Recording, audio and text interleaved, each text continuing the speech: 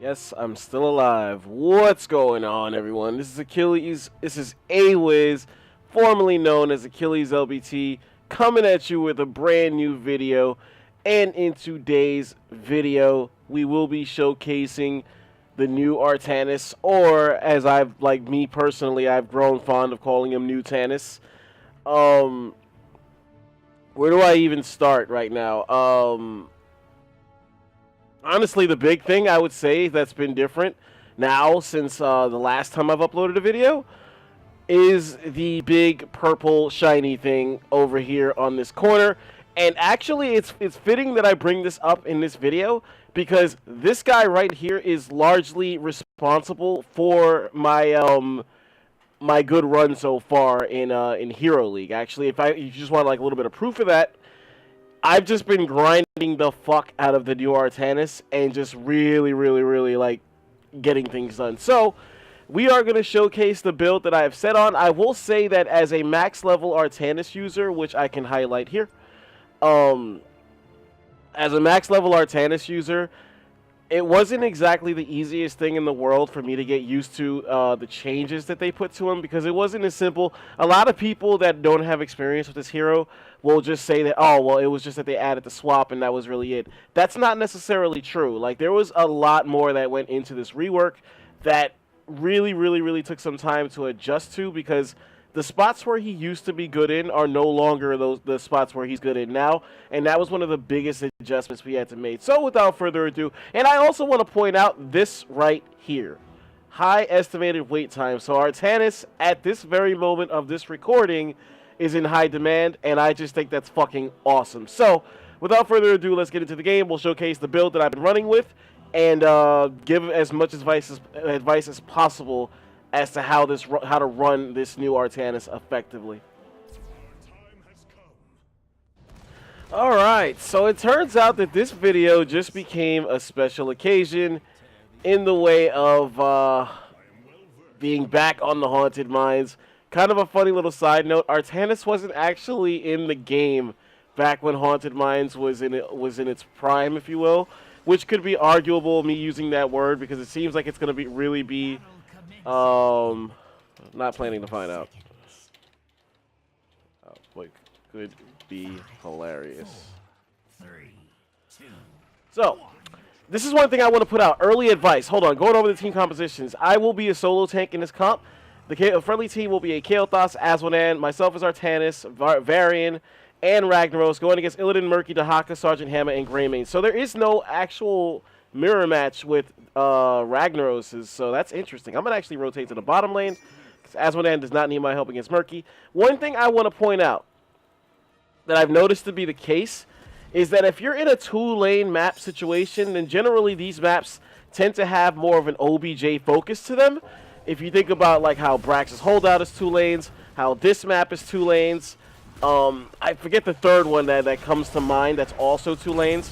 Ragnaros is going to be taken down right there. We're not going to get too aggressive because that's a little too close to the turrets. But basically in these 2-lane map scenarios, oh, Battlefield of Eternity, that's the big one. You want to alter your first choice right here at level 1, because generally the thing about new Artanis is that you shouldn't be trying to play him. In my personal opinion, you should not be trying to run him as a conventional tank. There's nothing conventional about this hero, so you're not going to be doing yourself any favors by playing him as a conventional type of hero. So, with that being said, I'm going to bring Gray right back. Oh, I really thought he... Okay, see, my timing was off on that, so that's the only reason he was able to survive that. Now, if I would have waited until I was coming back to hit that swap, Greymane would have been toast right there, because he would have ended up back here instead of in the front where I actually swapped him to. But, nevertheless, what you want to do with Artanis now, where he's at currently, you want to play him like an actual brawler. You do not want to play this hero as if he's a conventional tank, where you're just taking damage just for the sake of taking damage. His new shield, basically, yes, it does proc earlier at 75% health instead of 50% health, but to counterbalance that, they also made it a weaker shield. So that's something that you have to keep in mind. Now, the flip side to the change that they made to the shield is that now they've added an extra means to reduce the cooldown on your shield. Now the Q has cooldown reduction baseline. Like there's no more upgrading to have it reduce the cooldown. Now it's baseline, so you get a certain amount of seconds shaved off for hitting minions, and you get a percentage of a second, if you will, for hitting minions, and you get a full-blown second for hitting heroes. And that's so if you hit a hero both ways, if you hit them going forward and then hit them again going backwards, we're going to go for shield surge at level 4. I'll explain that in a minute. If you hit them going both ways, that's 2 full seconds that you're shaving off of that cooldown. And if you notice right here, this is something I'm going to point out as the game goes on. We are going to be very selective with when we choose to use our Q ability, because the cooldown on it is pretty hardcore for something that's so important now. So this could actually end up being bad for me. We're going to do that. Just allow me a second. We are still going to be taken down. So I don't know why we're not in the mines. KT, mines? Maybe this guy wasn't here last year. I don't know. But, so the thing about the Q ability is that it's so important now to, like, your cooldown reduction that you want to be selective with when you're using it. You almost don't even want to use it at all if your shield is not already procced. You want to wait until that happens, because like I said, the shield itself is not strong enough now to, like... Is this Illidan trolling me right now? I'm waiting for him to pop back up here. And... oh my god, this guy is a fucking magician! Let's bring him right back. That was awesome. That was good kiting right there by that dude. That was kind of funny. Anyway. And this is going to be an old school strat that I'm running right here, where we grab the siege tower camp to help us defend with the first push. And again, I don't see anybody helping me on this right now, so maybe these are guys that weren't around last year. But this used to be pretty common knowledge. That's my boy right there. Shout out to M. This guy has been, like, around for a lot of the bullshit that I've went through, so it's kind of funny that he actually pops up on this video. Definitely thank you for the message, bro. But that's an old school strat that was common knowledge last year, where you would grab the siege towers before the golem hit a certain point, so that they could do exactly what you see them doing right here and help you take down the golem a little bit faster. Now, this is only the second game that I've played here since they put the map back into rotation. And both times that I played, I have yet to see people pick up on that strat. So maybe it's something that people either forgot about, or they don't think it's viable anymore, or I'm just not sure what's going on. So, to get into the build again, at level 4, I went for the shield surge. The idea behind that is if you get to a point where you're comfortable getting your shield off of cooldown, you can afford to chance it being on the same cooldown that it's normally at for the entirety of the game. You're not going to hurt yourself by not picking a talent that might, like, help you get it more often, because you're already used to its cooldown.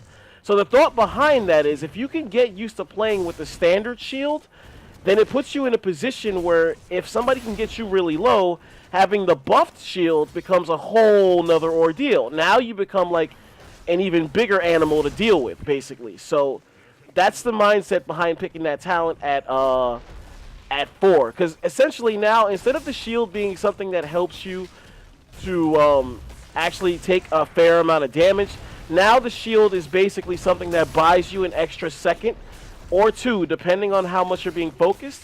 It buys you an extra second to actually make a play for your team or make a play for yourself. Now, again, you're seeing the value we're getting out of Amateur Opponent here. Every time we hit a non-heroic unit, we get massive amounts of damage on it, and that's the idea behind picking Amateur Opponent on 2-lane maps. Because like I said, normally you want to play Artanis like a battle hero, you want to play him as a brawler, and on a 2-lane map, you're not going to really get much value out of Seasoned Marksman unless you're getting a lot of picks with your teammates. But how can you predict something like that being the case, like at the start of the game? Either you have extreme confidence, or you're a psychic. So it's not something that you want to gamble with, in my opinion. When you have a safer bet, you have a safer pick in viability with Amateur Opponent. I'm going to rotate to the right because that's the safer side of the mines, and I don't want to get caught down here alone again like I did the last time I was here. So again, my shield will be off of cooldown here because it's at 75% now, and it will be the standard shield. You see, it's not very big anymore. It's not the same hardcore shield that Artanis used to have before, and he no longer has that option at 16 now to make it like double the size for a certain amount of time, that's also been removed. So shield surge at 4 is the most you'll have towards getting a bigger shield. So you get it earlier in your build, but it's not as strong as the original upgrade at 16. So that's something that you definitely need to keep in mind. I wasn't even aware that I was rooted right there. The enemy team does have 10 at the moment, which is not good. Illidan might potentially get stunned there. I am going to try and get that off cooldown. I'm probably going to die right here because Greymane has too much damage and I'm too low. I didn't realize we were behind on Soak, to be honest, and that's something that we need to grab. We will have it available to us in a few seconds, and then the team fighting will be a lot easier. We are going to go for the blinds. Regardless, I feel like you should be going blinds 100% of the time because I've just come to the conclusion that even if you're not playing against an auto-attack heavy team, you're still going to be mitigating their damage to some degree. Those extra little like hits of auto-attack damage, they add up after a while. Even if the hero isn't known for auto-attacking, they're still hitting you with extra damage. And even if you could like get rid of that small amount, it's still worth having it on deck because immediately it's like turning a light on and watching the roaches scatter. That's essentially how the enemy team reacts more often than not when you put the blind on them. So we're gonna let our team know that we have it ready. I don't want to push necessarily, but you know what? I am gonna head up here. I'm gonna head up here. I should have been up there already. That was my fault. Like I definitely was not aware right there, and hopefully it doesn't cost us a kill opportunity here. Varian right there with the good Colossal Smash right there. Should be able to grab the Haka. There we go. We did get him. Now it was just a point of getting Greymane. We do pull him right back. Again, that's a lot of experience. I did mention earlier in the video that I was actually, well, I don't know if I mentioned it, but I've been practicing the new Artanis like crazy these past few days. So there's a lot of experience behind what you just saw me do. That is not easy at all to pull off. And that's something that I really, really, really want to make clear. But the other thing you'll notice is that I'm not actually playing Artanis just for that one little situation. Again, we're playing him a certain kind of way, and that's exactly what makes him so good right now. And that's a mistake you might see on some other players, some lesser experienced Artanis users. They may think that because he had the new change to his kit, that now that he can swap on the move, that might be the only reason to play him, like just to make some sick plays or sick swaps. That is not true at all. He has so much more going for him now. The thing I didn't mention that was important about the fact that he has cooldown reduction tied to his Q, and that it works on everything that he hits, is that it actually makes him a viable solo laner, which is something that he did not have going for him in his original form. So we are going to use the blind right there just to try and save Varian a little bit. Admittedly, I could have put it at an angle where I would have got some value on Hammer. Thankfully, we still got a pick out of that, and Hammer is going to have to retreat here. Doesn't appear that she has her Q. So we could press this a little bit. Varian is doing just that. I do have this, so we're going to pull her right back. Hopefully Varian actually walks into this. And now I'm in trouble here. For sure I'm going to die here. Greymane is not going to be the one to kill me, though, I don't think. Nope, he's not. I am going to go for triple strike here. And actually, wow, I was saved right there by my teammate momentarily. Murky's going for the unstoppable. Thankfully, he did not land it right in his pufferfish, or I would have been done for sure. I do have my blind off cooldown. We're still surviving, so this is what I'm talking about. Artanis is still very much hard to take down in certain spots. Like, if you know what you're doing... Oh, what a dodge! What a dodge!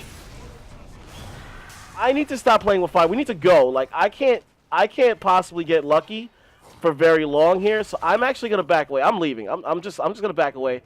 If my guys don't pay attention to it, I'm pinging retreat again like crazy. I know for a fact I would have just ended up feeding right there if I would have stood, as the Kael'thas just did. And we lost him into a mine phase, which is not good. Like, we haven't been able to get any real value out of the mine phase at all.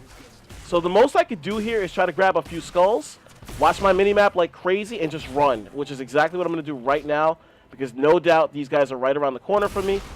So if I can W a skull down, that's a guaranteed kill. Oh, Varian, what's going on? What's going on, buddy? Okay, I'm going to put that down. Did put it on the Illidan. This is a bad situation for us here. Kael'thas is convincing himself that he's being focused for a reason. That has nothing to do with his positioning.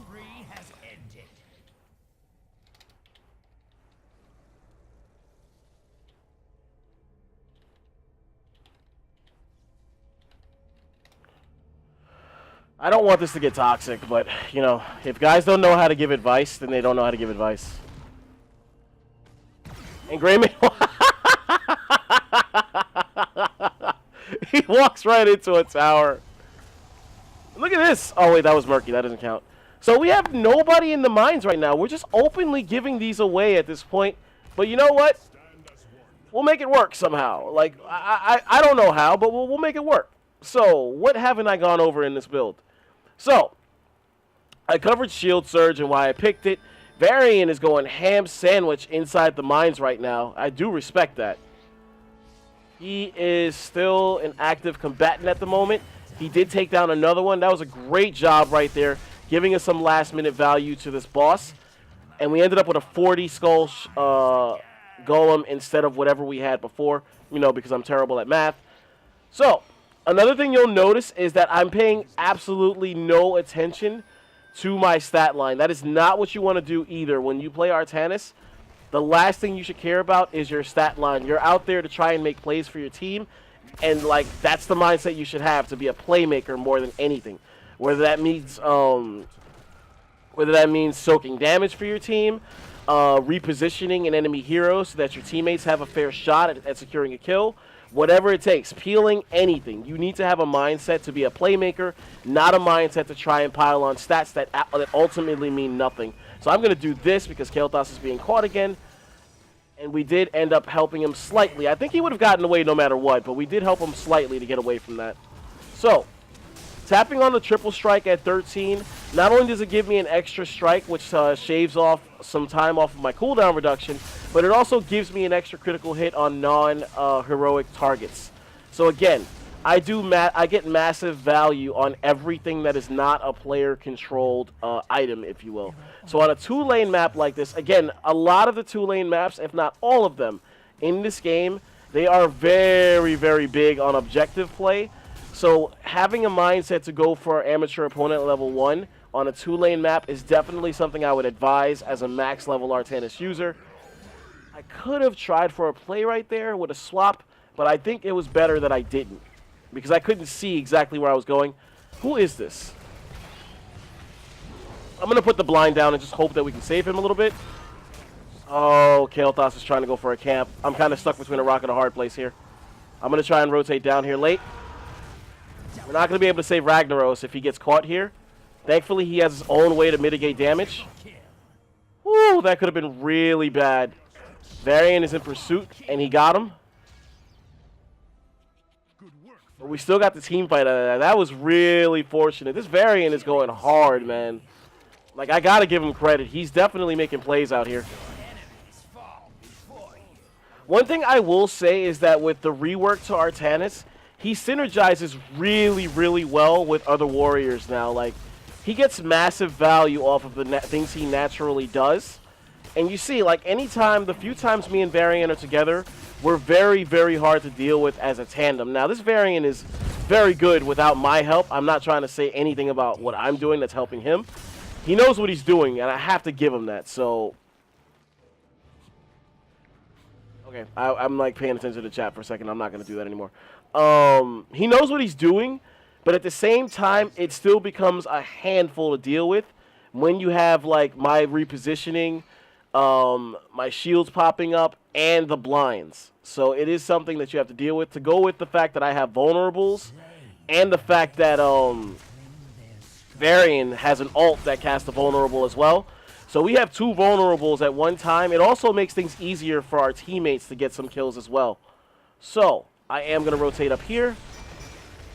I'm going to do this to try and save Rag. Hopefully we did that. Greymane did actually secure a kill on Varian. Not sure how, but we did trade it out. Okay, I'm going to actually make my way over here. Illidan is not mounted at the moment, so it is something we can try and take advantage of. Not worried about this hammer at all. We're going to swap her right back. There you go. And in case it wasn't obvious, this is another reason you don't want to build Artanis for shields. We're going to go Nexus Blaze at 20. The reason you don't want to build him for shields is that the shields honestly just are not strong enough to warrant that kind of style. So in return, what you want to do is have a means to get the shield off of a cooldown as fast as possible while dealing maximum amounts of damage. So that if you can trade with a hero, even if he does get you low damage, if you're getting your shield up, like I mentioned earlier in the video, the shield is only there to buy you extra time to make plays. So what does that really mean? It buys you extra time to deal maximum damage to your targets. And if you can keep getting that shield up, eventually they're like the heroes are gonna have problems taking Artanis' damage. It's just a fact. Like he's really, really, really strong when you build him for it. Like look how fast we all bursted down that Dahaka. Like that was insane because we had double vulnerable on him as well. It does look like we have momentum right now as well. We do have a 2-level advantage. We've got our 20 talents already. So I am going to make my way down here. We did finally get a really, really good golem. So there is that. I do want to take advantage of that. I do have my my blinds off of a cooldown here. Varian is going to make a sick play right there. We are going to burst together to take that down. I am going to pull this Greymane right back. Look at that. So the fact that Varian was ulted there has no effect. It's just too much to deal with when we have these two heroes together. Honestly, I have a blind on deck for both Greymane and Illidan, so I'm not worried about that. We did step out of the pufferfish and then stepped right back into it, so that definitely hurt us. I am gonna do this. We're gonna take him right down. Oh man, I'm gonna try my best to do anything I can here for this guy. Do momentarily get our shield. Oh, we almost have it off cooldown. Now we have it. I think I'm going to die here, to be honest. Yeah. But the damage may be done here. Maybe. I'm honestly not sure why we're not pushing the core together as a team. Ragnaros could go into fort mode, I believe, right here and win the game for us. If he molten cores, I think we win this game. Okay, I think we're going to win the game anyway. The guys are out there looking for kills and extra stats. Well played, Varian.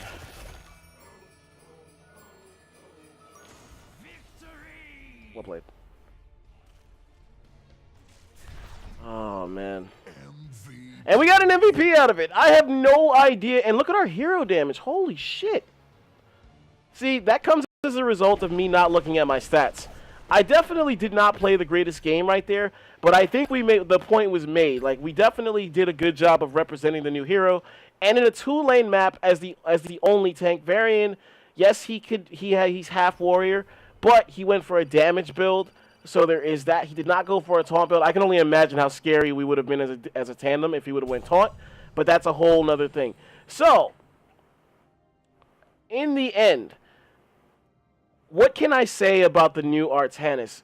You have to commit to the idea that you're going to be a playmaker out there. You have to commit to the idea that you are now a hero that essentially can just do whatever he can, do whatever the team needs him to do to put his teammates in a position to win.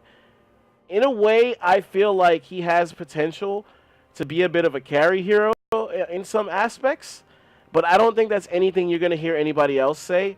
But again, I don't think there's very many of us out there that have Artanis on a scale like this, where we've put in the time, we put in the work, and we see like the light at the end of the tunnel with this hero. He's not there yet with the community. So I definitely understand that I may be alone in this. Maybe one other high-profile streamer also sees Artanis in this light. But you have to have that battle mindset where you're going to be in the thick of things more often than not. You're basically going to be doing things to set up kills for your teammates. So you don't want to, like I said, you do not want to pay attention to your stat line at all. You see, the entire game we played, we did not hit tab once other than to check the team compositions at the start of the video. We did not look at our stat line at all. We were purely out there trying to make plays, and that's exactly what we did. We were able to synergize extremely well with Varian. Because of that level 1 talent choice, we were able to affect the map in a way that like helped us move towards winning. The team fights weren't always good, I definitely didn't get value out of all of my deaths. I will not sit here and lie about that either.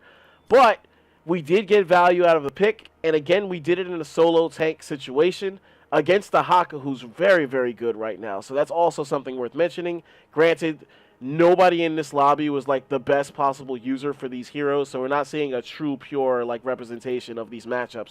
Nonetheless, level 1, because it was a 2-lane map, I cannot stress this enough. This video is going to feature Amateur Opponent purely because it was a 2-lane map, and again, 2-lane maps tend to have a bigger focus on objective play as opposed to team fighting, in my personal opinion.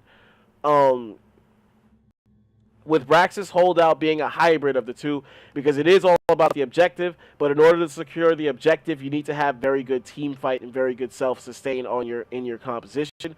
So Brax's holdout is a hybrid of both.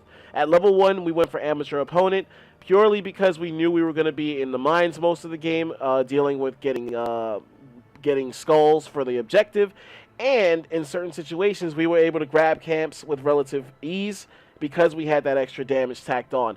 At level 4, we go for Shield Surge here. A lot of people are going to tell you that at level 4 you should be going for the upgrade to the Q. It's not bad, but in my personal opinion, it's not needed. You get you can basically cover up some of Artanis' weaknesses elsewhere rather than going and attacking, making something that's already strong a little bit stronger. But again, that's my personal opinion. But I will say that that opinion comes from a max level user, not some guy who just decided to play him all of a sudden because he got reworked and now he thinks he's cool. I've been playing Artanis before it was cool to play Artanis, and I just really, really want to take this moment to shine a light on that. Again, max level user, 300 games played with this hero. Trust me, I put the time in. I know what I'm talking about. Level 7. And again, the idea behind picking damage upgrades with Artanis, even as a solo tank, and again, I've been doing this in Hero League as well. My build does not change. I commit to this, and I make the enemy team deal with what I have instead. It's an old school approach that I used to have last year that I've quietly reverted back to with the new rework to Artanis, and so far it's honestly been working for me personally. But you go follow through at 7 to tack on the extra damage. This also synergizes with Amateur Opponent whenever you're attacking non-heroic units, so I just want to point that out. So your first attack is going to be very, very powerful, especially when you factor in the 16 upgrade as well. It's very, very strong at level 10. And again, just to cover this, the shield that you have now, you do get it faster. It procs at 75% health instead of 50% health. But the trade-off is that it's a smaller, weaker version of the original shield. You will not be able to take large amounts of damage with the new shield. So do not think you can just stand in the middle of everything and just take damage for no reason. You will get killed. You will get bursted down like it's not a big thing. So please, please play careful with your lives out there if you're using the new Artanis. At level 10, we go for the Blinds of Suppression Pulse. I honestly think that no matter what, this should be the way that you go. You're not going to get very much value out of the laser these days. Really, the only thing that it's good for is to zone people away from team fights, and that's really about it. Unless you can hit a situation where the target is rooted or slowed, or if you can reposition them in a way that they run back into your laser while you're dealing damage on top of the laser, I would definitely say to stay away from it. Play the safer game here. Go for the blind and basically cut the enemy team's composition's damage in half for 4 seconds. Believe me, this not only does a good job of saving you in certain cases where people can't hit you, but it also wins you team fights because damage is like nobody can do any damage in certain spots. So basically, if the team commits to that fight and they can't deal any damage and you can, this ult alone will go a long way towards making you win team fights. At level 13, we tacked on Triple Strike.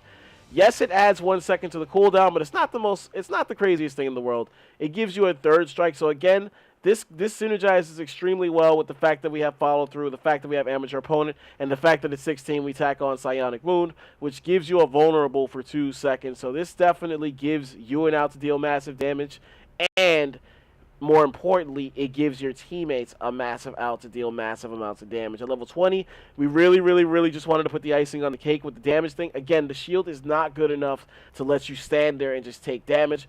You will be bursted down. What it's really there for is to give you an out, one more moment, one more ability to make a play. And if you have that moment to make a play, all of this damage that you're seeing here is going to come up huge. You're going to be hitting way too hard for the enemy player to stand there and trade with you. It is not going to happen, especially if you're fighting around minions, because then essentially if you just hit 1Q on the minion wave while the hero is standing in the minion wave, your shield pops back up. And that's the idea behind shield surge at 4, because when you're at your lowest, while below 25% health, again, if you're not having problem getting your shield off cooldown and you're getting the weak shield, then it's going to be a bigger deal when you get the big boy shield when you're below 25% health. Because then it's basically like, instead of buying you a second more, like one more second, this buys you like 1.5 to 2 seconds. That's how you got to think about it. So,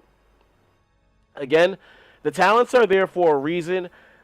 It took me a while to get used to, like, using Artanis now the new way, like the way he's meant to be played now, in my opinion. But we have put in the work. We figured it out, and I feel like Artanis is in a way better place now than he was before. I think he has some real viability to him, and if you put in the time to, like, figure out his spots, figure out your game with him, you can really surprise some teams out there. Like, that's basically what I've been doing in Hero League right now. I've just been catching everybody off guard with this pick. They really don't expect much from it, maybe because their favorite streamer isn't necessarily a good player with this hero, and they think, well, he's not going to be good either. Who knows? But this pick, if played right, catches people off guard like crazy, and I just cannot overstress that. And as a guy who loves this hero, like, he's my second favorite hero in the game behind Sonya, I would definitely try my hardest to push this hero on you. If you have nothing else you want to do right now and you want a hero to practice, I would definitely sell you on Artanis. He's very good right now, and I can't say enough good things about him. So hopefully you enjoyed this video. I really do apologize for going so long without uploading videos, and it's something that I do want to try and work on to get back on my YouTube grind. I do appreciate all the subscribers that I've gained since that last viewer video as well. I do see you guys out there, and I did follow you guys back. So hopefully this channel doesn't prove to be a disappointment like it has been since you subscribed. As always, I appreciate the support. This is Awiz, formerly known as Achilles LBT. And as always, that's Achilles with the Z. Remember it.